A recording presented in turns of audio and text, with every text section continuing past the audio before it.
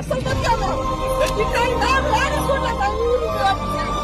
7 కిలోలు అయితే పనికొస్తాయి, 8 కిలోలు అయితే పనికొస్తాయి. మేమైతే బతులుతాం. పోయి చేసి రాకిట్లా పోయింది ఒట్టు.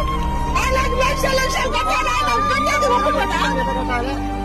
ఆయన కాలు కట్టేది ఊరుకుంటాడా సార్? ఏం బాగుపడతాం ఇక.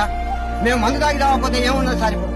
మంద ఒక లీటర్ తెచ్చుకొని సస్తే ఉంటుంది. అదే అదే ఇక ఉన్నది మాకు. 3 కిలోలు అయితేనేమో మీకు మంచిగా పనికొస్తాయి.